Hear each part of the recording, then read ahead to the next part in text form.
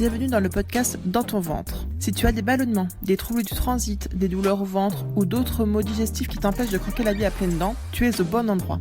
Je suis Clémence, naturopathe et passionnée par ce qui se passe dans notre ventre, notre fameux deuxième cerveau, doté de super pouvoirs. Tu les découvriras dans ce podcast. Chaque semaine, je te livrerai mes meilleurs conseils et astuces pour prendre soin de ton ventre.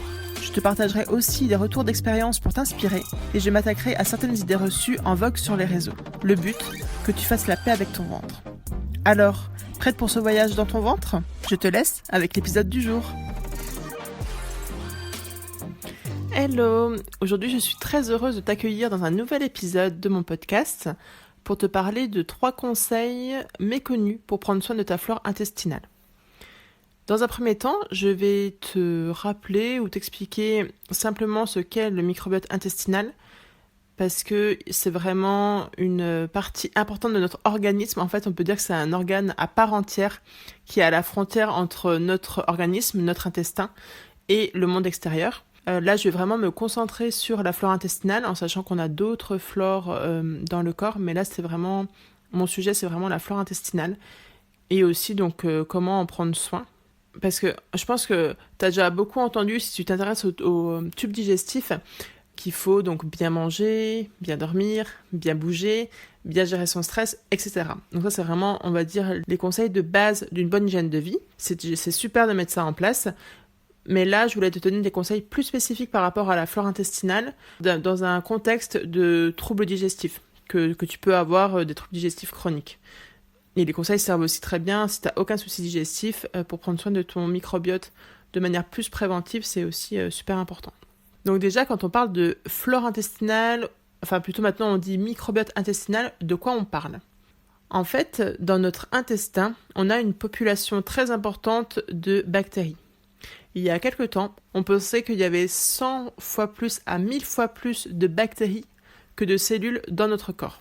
Les nouvelles études plus récentes montrent que finalement, il y a autant de bactéries que de cellules dans notre corps, ce qui est déjà énorme. Lorsqu'on regarde le nombre de bactéries qu'il y a, c'est déjà beaucoup. Et on estime en revanche qu'il y a 100 fois plus de gènes bactériens que dans le génome humain. Donc on pourrait un peu se dire qu'on est plus un être bactérien qu'un être humain. Ça fait un peu, alors je sais pas, je trouve que c'est hyper intéressant de savoir ça. Ça peut peut-être aussi faire un peu flipper, je sais pas comment tu prends la nouvelle, mais en tout cas, c'est pour ça que je veux te parler du microbiote aujourd'hui parce que c'est vraiment, en fait on peut pas faire comme s'il n'existait pas. Et plus ça va, plus les recherches montrent qu'il a un rôle hyper important dans notre organisme. On dit que le microbiote intestinal est le deuxième cerveau, mais je suis sûre que d'ici quelques temps, on dira que c'est le premier cerveau. En tout cas, c'est un peu le chef d'orchestre de beaucoup de fonctions dans notre organisme. Et plus ça va, plus on découvre des fonctions de cet organe, on peut dire, de ce microbiote. Donc c'est super intéressant. Mais il y a quoi dans le microbiote intestinal ? Il y a des bactéries, comme je te l'ai dit, beaucoup de bactéries. Il y a aussi des virus. Mais ça, en fait, la recherche est vraiment ciblée sur les bactéries pour l'instant. Mais il y a aussi des virus, il y a aussi des levures. Et le but, c'est d'avoir un microbiote, on va dire, en bonne santé, entre guillemets, donc un microbiote qui est équilibré. On a chacun et chacune notre microbiote, notre signature identitaire par rapport au microbiote, parce qu'en fait, il y a différentes souches dans les bactéries, elles ont différents noms. On estime actuellement que leur nombre va de 800 à 1000 espèces bactériennes différentes dans notre microbiote intestinal et que chaque personne en a environ de 100 à 400 espèces différentes. En général, c'est plutôt 100 que 400. Enfin, c'est plutôt rare d'avoir beaucoup de bactéries. Et par exemple, pour une personne qui est en surpoids, qui est obèse, elle va avoir une population plus pauvre. Donc, elle aura moins d'espèces différentes. Pour une personne qui a aussi de l'inflammation chronique, etc. Le but, c'est vraiment d'avoir un microbiote le plus équilibré possible, mais qui se rapproche finalement de notre microbiote à nous. C'est pour ça, en fait, c'est dur, ça j'en reparlerai, mais par rapport aux probiotiques, j'ai d'ailleurs fait un épisode, je te renvoie à l'épisode que j'ai fait juste avant, à l'épisode numéro 7. Mais c'est pour ça aussi que les probiotiques, finalement, on peut pas prendre n'importe quoi parce que on a chacun notre population différente, donc un probiotique peut être utile pour quelqu'un, mais il le sera moins pour une autre. Et le microbiote intestinal, pourquoi il faut en prendre soin ? Parce que comme je te l'ai dit, il va avoir de nombreuses fonctions dans notre organisme, il intervient dans de nombreux processus physiologiques, notamment, bien sûr, donc il va intervenir sur la digestion, donc plus tu auras une flore équilibrée, meilleure sera ta digestion. Et aussi, la flore intestinale, elle intervient donc pour digérer les fibres, elle intervient pour la synthèse de certaines vitamines, comme la vitamine K, comme les vitamines du groupe B. Elle intervient aussi pour sécréter des enzymes, donc qui nous aident à digérer des aliments, etc. Donc elle est hyper importante. Elle a aussi un impact sur l'équilibre hormonal de notre corps. Elle a un impact sur notre immunité parce qu'on estime qu'il y a environ 3/4 de nos cellules immunitaires qui est située au niveau de notre intestin. Donc si tu as un intestin qui est en mauvaise santé, je sais pas, tu vas avoir une alimentation déséquilibrée, beaucoup de stress et tout ça, ça va donc créer un déséquilibre au niveau de ta flore intestinale. Cette flore intestinale, juste pour la situer, elle va être en fait, donc je te dis, l'interface entre notre tube digestif et le monde extérieur, donc le tube en fait digestif où les aliments passent. Et entre la flore intestinale et notre intérieur, il y a différentes couches encore. Donc tu as les bactéries, tu as le mucus qui est une couche protectrice entre les bactéries et nos cellules intestinales, les cellules intestinales qu'on appelle entérocytes. Et ces entérocytes, ils vont avoir des jonctions, les jonctions serrées, qui peuvent être plus ou moins ouvertes si on est dans un état inflammatoire ou pas, si on apporte des nutriments ou pas, nécessaire à une bonne santé de notre intestin. Et si on a un contexte où on a une dysbiose, donc un déséquilibre de la flore intestinale, on va avoir toute cette barrière qui va être altérée. Donc après, on va avoir de l'hyperperméabilité intestinale, on va avoir des pathogènes qui vont passer dans notre corps, dans notre sang, on va avoir des aliments, donc ça va créer des intolérances alimentaires, des allergies, etc. Donc c'est pour ça que là je te parle vraiment du microbiote pour en prendre soin et pour éviter d'arriver à ça. Et si c'est ton état actuel en ce moment, il n'y a pas de souci, après on peut revenir en arrière et on peut aider notre microbiote intestinal à revenir à un meilleur équilibre. C'est pas définitif. Même qu'on soit obèse, en surpoids, je veux dire, les personnes qui vont perdre du poids, elles vont avoir un meilleur équilibre qui va se faire peu à peu au niveau de leur microbiote. Voilà, elles vont pas rester avec une population plus pauvre, parce qu'elles étaient en surpoids pendant 10 ans. Si elles reviennent à un poids plus équilibré, avec une meilleure alimentation, meilleure hygiène de vie, elles auront une flore intestinale plus diversifiée. Et donc, comme j'ai dit, la flore intestinale, ça agit aussi sur le poids, sur l'humeur. Et je pense qu'on est vraiment encore aux prémices de ce qu'on va découvrir sur cette flore intestinale. Donc c'est pour ça que là, je vais te partager 3 conseils plutôt méconnus. Parce que là, je ne vais pas te sortir les conseils classiques. Parce que je pense que tu les connais, mais voilà, manger sainement, apporter des légumes, apporter des fruits, apporter des aliments vivants, entre guillemets, à l'organisme.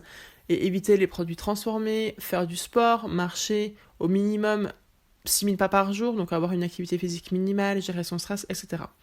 Là, je voulais plus cibler mes conseils. Donc mon premier conseil, ce sera de faire attention aux aliments fermentés. Alors ça va un peu à contre-courant de ce que tu peux entendre là-dessus, parce que souvent on te dit que justement pour prendre soin de ton intestin, c'est important de manger ces aliments fermentés. Donc c'est quoi les aliments fermentés dont je parle ?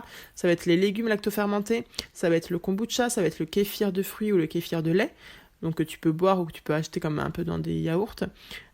Ça va être, bon après tout ce qui est fermenté, c'est le pain au levain, c'est la bière, c'est le tofu fermenté, le miso, enfin toutes ces choses-là. Mais là, on va plutôt se concentrer sur les produits plus courants, comme les légumes lactofermentés, et le kombucha ou le kéfir qu'on peut consommer facilement. C'est intéressant si on n'a pas de problème digestif.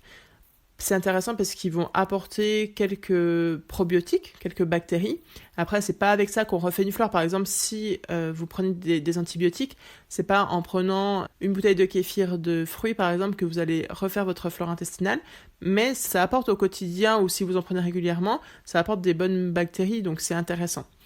Mais en fait, là où je veux tirer un peu le signal d'alarme, même si c'est pas très grave, mais quand même, c'est si vous avez beaucoup de ballonnements. Si vraiment vous avez des troubles digestifs et c'est compliqué de digérer, si vraiment vous avez des douleurs, des gonflements dès que vous mangez, là je vous dirais de ne pas prendre d'aliments fermentés et plutôt de demander conseil et d'aller voir ce qui se passe dans votre ventre avant d'en prendre. Pourquoi ? Parce que, donc je ne voulais pas préciser, mais en fait, donc notre flore intestinale, elle va être située dans tout notre tube digestif, donc de la bouche à l'anus. Elle est assez riche au niveau de la bouche et de l'œsophage. Au niveau de l'estomac, ça va être plus pauvre parce que là, on a de l'acide chlorhydrique qui vient nettoyer notre estomac, justement pour éviter que des pathogènes rentrent, donc ça vient désinfecter le bol alimentaire. Ensuite, dans l'intestin grêle, la partie qui est juste après l'estomac, là, on a peu de bactéries aussi parce que c'est le lieu de l'assimilation des nutriments. Donc, il ne faut pas qu'il y ait des bactéries qui empêchent cette assimilation. Normalement, il y a peu de bactéries. Et ensuite, plus on descend et plus on va vers en fait, dans le côlon, dans le rectum et l'anus, là, plus ça augmente. Et c'est normal. C'est comme ça, en fait, que ça se passe. Donc, en gros, la population, elle augmente de la bouche au rectum, donc du haut vers le bas. C'est normal. Il y a des cas où, en fait, on a une prolifération anormale de bactéries dans l'intestin grêle. Donc, on a beaucoup de bactéries où on ne devrait pas en avoir beaucoup. Et ça crée des ballonnements. C'est ce qu'on appelle le SIBO. On en entend de plus en plus parler depuis quelques temps. Et c'est là où il faut éviter de prendre des probiotiques et des aliments lactofermentés. En tout cas, on ne va pas prendre n'importe quel probiotique si on en prend, et on va éviter les aliments fermentés dans un premier temps, parce que ça va venir ajouter des souches bactériennes, des bactéries, et donc ça peut accentuer le déséquilibre. Donc c'est là que je voulais vous dire de faire attention. Si vous avez surtout des ballonnements récurrents, des douleurs, si vous avez vraiment des gros problèmes digestifs, il faut mieux, avant de prendre des aliments fermentés, rééquilibrer votre flore, rééquilibrer votre fonction digestive, on va dire, pour ensuite en manger. Si vous n'avez pas de problème digestif en particulier, ou si c'est plus vraiment ciblé sur la constipation, la diarrhée ou des choses comme ça, c'est ok pour prendre des aliments fermentés. Donc là, c'est en fait, faut voir ça comme des condiments. Donc je parle vraiment plus, par exemple, de la choucroute crue aussi, qui est bien en aliments fermentés, des légumes fermentés que vous pouvez trouver en magasin bio, en bocaux, ou sinon que vous pouvez faire. En fait, c'est assez facile à faire, hein. Il suffit d'avoir du sel, et après, la fermentation se fait très facilement. Par exemple, pour les betteraves, carottes, c'est très facile. Là, c'est bien d'en manger en tout début de repas, vraiment de bien les mâcher, et on en apporte une cuillère à café, voire une cuillère à soupe quand l'intestin est habitué. Et pareil pour le kombucha et le kéfir, en fait, ce serait plus boire un petit verre pour apporter les probiotiques, c'est intéressant. Et aussi, alors c'est pas vraiment un aliment fermenté, mais c'est un aliment qui apporte des ferments lactiques, donc des probiotiques aussi, c'est le pollen. Le pollen, alors il y a différents pollens. Je vous conseille de prendre du pollen congelé parce que là on garde les nutriments par rapport à du pollen séché. Il y a différents pollens, donc il y a du pollen de cerisier, du pollen de châtaignier, du pollen de fleurs. Celui qui est pas mal pour vraiment lorsqu'on cible la flore intestinale, c'est le pollen de cyste. Attention si vous avez des allergies au pollen. Les pollens sont différents entre les pollens qu'on mange comme ça et les pollens qui s'envolent en fait, qui sont aériens et qui viennent dans les voies respiratoires, créent des allergies. Mais quand même, donc c'est possible en théorie de manger du pollen, même si on a des allergies au pollen de bouleau, au pollen de cyprès, etc. Mais à ce compte-là, il faut vraiment, pour être sûr qu'il n'y ait pas de risque, commencer par manger 1 grain de pollen, voire 2, pendant quelques jours et voir s'il n'y a aucune réaction. Après, on peut en manger plus. Le pollen, il se prend par cure, des cures de 3 semaines en général, où on prend une cuillère à café le matin. Soit on la dilue dans de l'eau, dans un peu d'eau, ou soit on la prend directement dans notre alimentation. J'aime bien, moi, le matin, mettre mon pollen dans un yaourt, par exemple. Voilà, j'aime bien le goût. Le goût, il peut gêner des personnes. Voilà. Après, c'est à vous de voir au niveau du goût. Mais en tout cas, c'est hyper intéressant comme produit. Bon, là, c'est pas vraiment un produit fermenté, mais il est intéressant. Et même si vous avez des problèmes là de SIBO et tout ça, il peut être intéressant. Parce que là, il est beaucoup moins riche en ferments lactiques, donc en probiotiques, que les aliments fermentés. Et il apporte plein d'autres nutriments aussi. Mais je vous dis, en fait, si vous avez des gros soucis digestifs, c'est mieux de demander conseil avant de prendre ce genre d'aliments. Donc je vous recommande de demander conseil avant de prendre ces aliments-là. Ensuite, le conseil numéro 2, ça va être d'utiliser certains compléments alimentaires avec modération. Alors, de quoi je veux parler ? Donc déjà, je vais vous parler très brièvement des probiotiques. Donc, je vous renvoie à l'épisode 7, donc l'épisode précédent, si vous voulez en savoir plus. Dans cet épisode-là, je vous dis que finalement, les probiotiques, c'est super intéressant, mais c'est pas automatique. En gros, c'est pas parce que vous avez des troubles digestifs qu'il faut vous jeter sur les probiotiques parce que ça a marché pour ma voisine, ou on m'a dit qu'il fallait en prendre et tout. En fait, il faut déjà voir la qualité du complément alimentaire qui contient des probiotiques. Il faut voir, si vous voulez, les différentes souches qu'il va y avoir dedans, parce que comme je vous dis, en fait, on a chacun notre signature, on a chacun notre composition de microbiote qui est différente, et après, c'est pas mal de cibler certaines souches en particulier. Si on a de la constipation, si on a tel ou tel problème, on sait avec la recherche scientifique qu'il y aura telle souche qui va plutôt agir contre la diarrhée, contre la constipation, etc. Ça peut être pas mal de cibler, mais il y a d'autres choses à faire avant de prendre des probiotiques. Après, il y a des personnes qui en prennent en prévention. J'ai envie de dire pourquoi pas si ça vous fait du bien, en sachant qu'en fait les probiotiques que vous prenez, ils vont pas s'installer dans votre flore intestinale, ils ne sont que transitoires, ils sont de passage. Mais ce qui est intéressant, c'est qu'ils aident votre corps à restaurer un équilibre ou à garder un bon équilibre du microbiote. C'est pour ça que c'est intéressant les probiotiques. Et là où c'est indispensable, c'est quand vous prenez des antibiotiques. Ce que je conseille, ce qui est conseillé en général, c'est de prendre des probiotiques pendant votre cure d'antibiotiques. Donc de ne pas les prendre au même moment. C'est-à-dire que si vous prenez votre antibiotique le matin, prendre vos probiotiques le midi, garder au moins 2 heures entre les 2 prises. Et de garder cette prise de probiotiques 15 jours après, parce que finalement, l'antibiotique, il est assez puissant, donc il va quand même tuer les mauvaises bactéries, mais il y aura aussi des bonnes bactéries qui vont mourir, et donc le corps devra quand même faire un effort ensuite pour restaurer un bon équilibre, donc c'est bien de l'aider en gardant ces probiotiques. Si votre cure d'antibiotiques dure 1 semaine, vous faites des probiotiques pendant 1 semaine, et vous les continuez encore 15 jours après. En fait, mon conseil numéro 2, il porte surtout sur les compléments alimentaires qui sont antimicrobiens. Je pense notamment à l'argent colloïdal et à l'extrait de pépins de pamplemousse. Je travaille dans un magasin bio et je vois des personnes qui font des cures mais très longues, par exemple d'extrait de pépins de pamplemousse, qui prennent par voie orale, ils prennent plusieurs gouttes par jour, en prévention, pour pas être malade.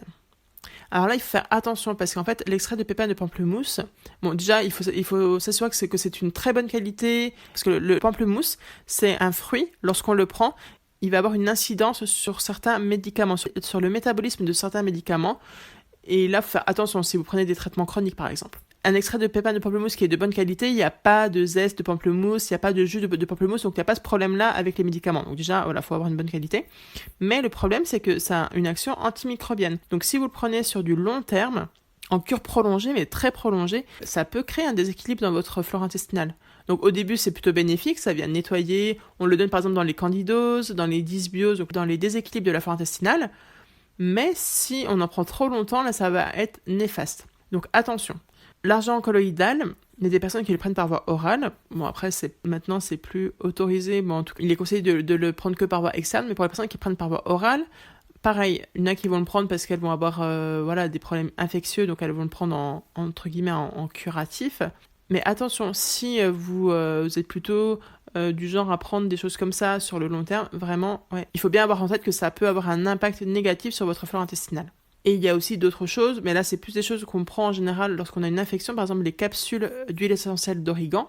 Là, pour le coup, c'est très efficace, enfin ça a une action antibiotique puissante.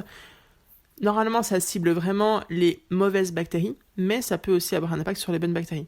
Par exemple, lorsqu'on prend des capsules d'origan, on pourrait limite prendre des probiotiques à côté parce que pour éviter que ça ne tue aussi des bonnes bactéries.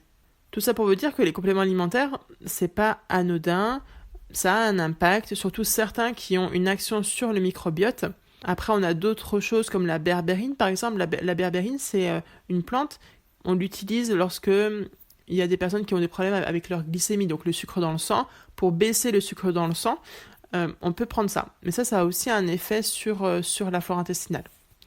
Bon, là, pour le coup, c'est moins important parce que c'est un impact indirect, mais la berbérine, à savoir qu'on l'utilise aussi pour le SIBO, pour aider à rétablir l'équilibre de la flore intestinale. Donc, c'est pour ça que les compléments alimentaires, c'est bien de se faire conseiller, c'est bien de choisir de la bonne qualité, c'est bien de savoir combien de temps on les prend. C'est comme les huiles essentielles, ça, clairement, alors moi, je suis pas trop fan des huiles essentielles par voie orale parce que c'est très efficace, même trop, j'ai envie de dire. Donc là, il faut vraiment bien respecter la prise, c'est-à-dire, par exemple, les capsules d'origan, on va pas en prendre plus de 7 jours, voire max 10 jours, parce que là, donc déjà, ça a une action antibiotique, mais ça a aussi une action sur le foie. Les huiles essentielles sont tellement riches en principes actifs, ça demande un gros travail au foie, et donc il ne faut pas en abuser. Donc les huiles essentielles par voie orale, il faut quand même faire attention. Et après, il y en a plein qu'on peut prendre par voie orale, même des choses pour faciliter la digestion, par exemple l'huile essentielle de carvi, l'huile essentielle de gingembre, mais je vous dirais vraiment d'en prendre avec modération. Pour résumer ce conseil numéro 2, c'est si on prend des probiotiques, savoir pourquoi on les prend, bien les choisir et en prendre de bonne qualité.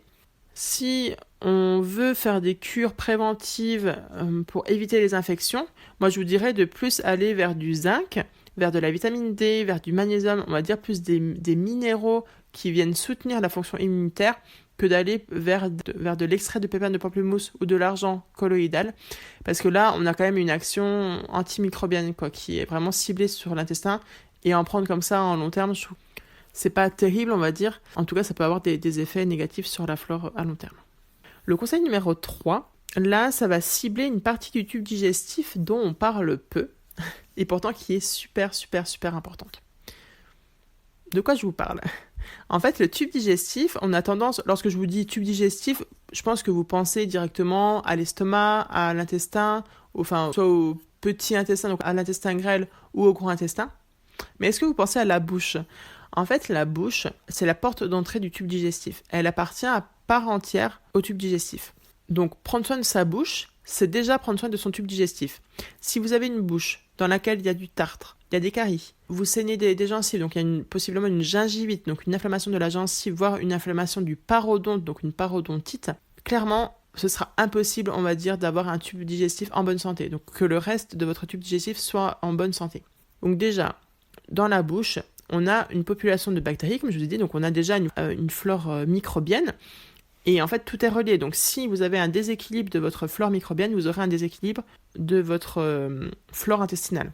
Et là aussi, il faut faire attention. Donc déjà, il faut avoir une bonne hygiène buccale, donc c'est-à-dire se brosser les dents après chaque repas ou au moins midi et soir, avec un dentifrice pareil de qualité où on ne retrouve pas plein de produits chimiques ou un peu bizarres dedans. Les brossettes interdentaires, c'est vraiment pas mal pour venir enlever les déchets, ou le fil dentaire, c'est bien aussi.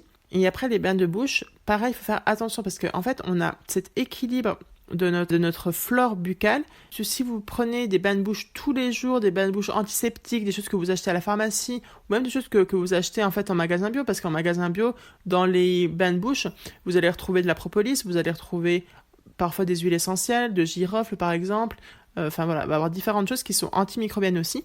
Sauf que d'en prendre tous les jours, ça va venir déséquilibrer aussi votre flore. Donc les bains de bouche, c'est pas utile d'en faire tous les jours. Après, s'il y a des pathologies en particulier, des choses en particulier, et si c'est le dentiste qui vous dit de faire ça, je ne vais pas dire de pas le respecter. Mais si vous n'avez pas de problème en particulier, je vous conseille pas de faire des bains de bouche tous les jours, parce que ça va avoir un impact sur votre flore buccale. Pareil, se gratter la langue, c'est bien, mais il faut le faire doucement, faut pas y aller comme une forcenée. Et c'est bien, le gratte-langue en cuivre qu'on retrouve en fait dans la médecine ayurvédique, il est intéressant. Mais pareil, il faut y aller doucement, mais c'est pas mal. Après, il y a aussi le gant douche, si je me trompe pas, donc le bain de bouche à l'huile, qui peut être intéressant. Après, j'ai pas regardé, parce que là, on est vraiment dans des méthodes plutôt ancestrales. Mais en tout cas, c'est des méthodes qui vous feront pas de mal, notamment vraiment le gratte-langue en cuivre qui est pas mal.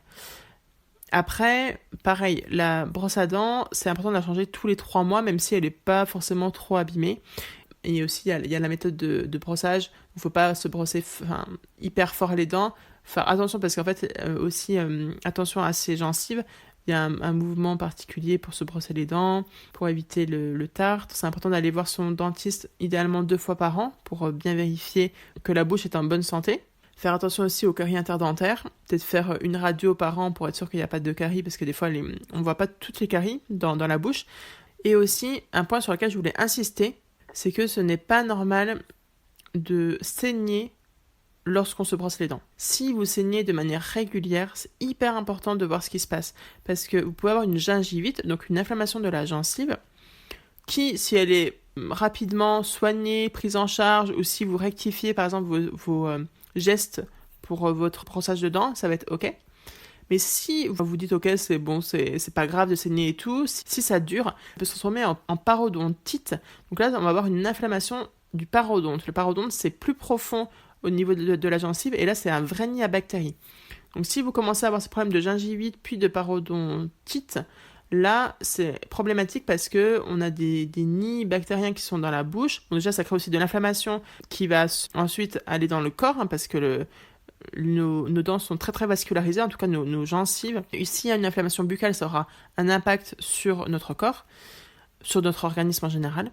Donc c'est hyper important de prendre soin de sa bouche. Et ça, vraiment, un des premiers éléments, j'ai envie de dire, pour lorsqu'on veut avoir un intestin en bonne santé. La base, c'est vraiment se brosser les dents matin et soir, aller voir son dentiste 2 fois par an. S'il y a des saignements, s'en occuper, donc voir si effectivement il n'y a pas un problème de gingivite. Éviter de faire des bains de bouche trop souvent, On peut se gratter la langue doucement pour enlever les dépôts. Voilà les 3 conseils que je voulais vous partager aujourd'hui pour prendre soin de votre microbiote intestinal. Donc pour rappel, le conseil numéro 1, c'est de limiter les aliments lactofermentés ou les aliments fermentés dans certains cas. Les aliments fermentés sont intéressants, mais si on a des troubles digestifs chroniques, je vous conseille de vous renseigner avant d'en prendre de manière régulière. Le pollen est aussi intéressant, mais pareil, renseignez-vous avant d'en consommer.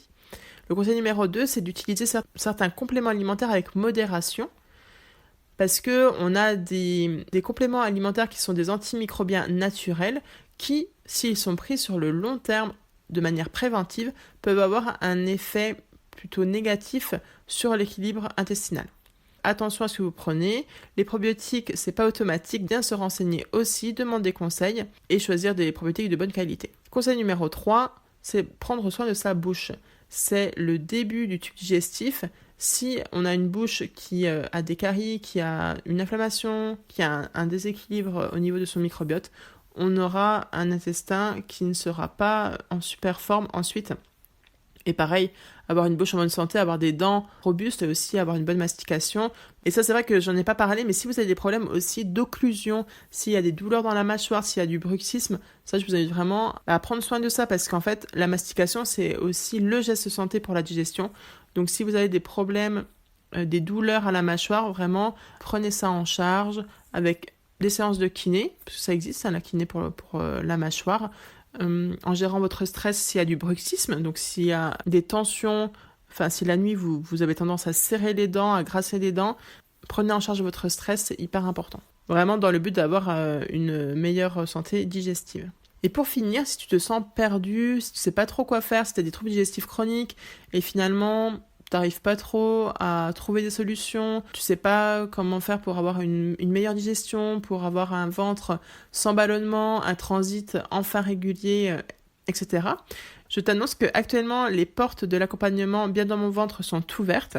Cet accompagnement, il est sur 4 mois de manière individualisée où je t'accompagne par des consultations individuelles, donc 4 consultations individuelles, une par mois, avec aussi un suivi par WhatsApp où je te réponds en 24 heures pendant la semaine. Il y a aussi une plateforme sur laquelle tu trouveras des conseils, tu trouveras des informations qui t'aideront vraiment pour prendre soin de toi.